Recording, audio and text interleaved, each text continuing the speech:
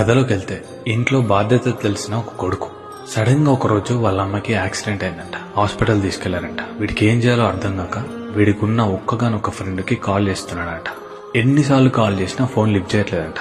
హాస్పిటల్లో వాళ్ళ అమ్మ దగ్గర వాళ్ళ నాన్నను ఉంచేసి బైక్ వేసుకుని వాళ్ళ ఫ్రెండ్ వాళ్ళ ఇంటికి వెళ్ళాడంట. అక్కడికి వెళ్ళిన తర్వాత కాల్ చేసినా కూడా ఫోన్ లిఫ్ట్ చేయట్లేదంట.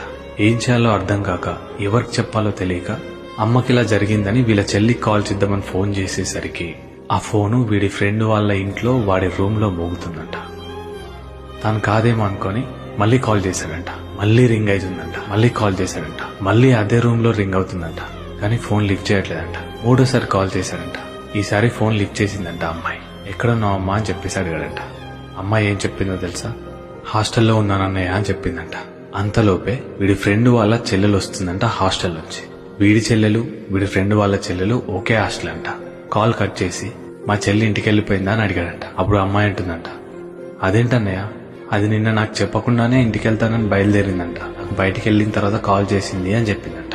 అప్పుడు వీడికి కన్ఫర్మ్ అయిందంట ఆ రూమ్ లో ఉన్న అమ్మాయి వీడి చెల్లె అని. ఆ అమ్మాయి కూడా ఏం జరుగుతుందో అర్థం కాక వెళ్ళి డోర్ కొడితే వాళ్ళ అన్నయ్య వచ్చి డోర్ తీశాడంట. వాడి ఒంటి మీద చొక్కా లేదంట. అక్కడేమో అమ్మ హాస్పిటల్లో ఉంది. ఇక్కడ చెల్లి ఇంకొకరితో రూమ్ లో ఉంది. ఏం చేయాలో అర్థం కాక వీడు వెళ్తా వెళ్తా ఏమన్నాడు తెలుసా? లేదంట. ఈ అమ్మాయి కంగారు పడిపోయి లోపలికి వెళ్ళి చూస్తే వాళ్ళ అన్న రూమ్ లో వీడి చెల్లి ఒంటి మీద దుస్తులు లేకుండా పడుకుందంట. అక్కడేమో అమ్మ హాస్పిటల్లో ఉంది. ఇక్కడ చెల్లి ఇంకొకరితో రూమ్ లో ఉంది.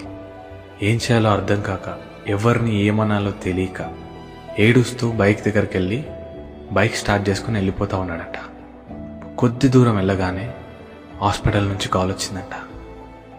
వాళ్ళ నాన్న, అమ్మకు చాలా సీరియస్గా ఉందిరా, ఆపరేషన్ చేయాలంటున్నారు, 5 లక్షలు అవుతాయంట, 3 లక్షల రూపాయలు అడ్వాన్స్ పెట్టమంటున్నారని చెప్పారంట.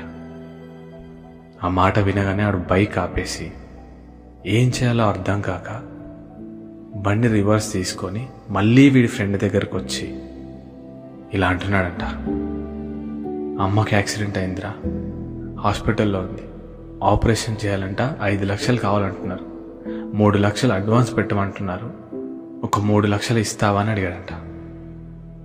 ఇది విన్న వాళ్ళ ఫ్రెండ్ వాళ్ళ చెల్లి అర్జెంటుగా లోపలికి వెళ్ళి 5 లక్షలు తీసుకొని వచ్చి వీడి చేతిలో పెట్టిందంట. నువ్వు వెళ్ళన్నయ్యా అని చెప్పేసి అమ్మాయి పంపించేసిందంట. వీడు వెళ్తా వెళ్తా ఏమన్నాడు తెలుసా? నాకెవ్వరు లేరు మామ, నాకున్నది నువ్వు ఒక్కడివి, నేను నమ్మింది కూడా నిన్నే, ఒక్క మాట చెప్పొచ్చు కదరా అని చెప్పేసి వెళ్తా ఉన్నాడంట.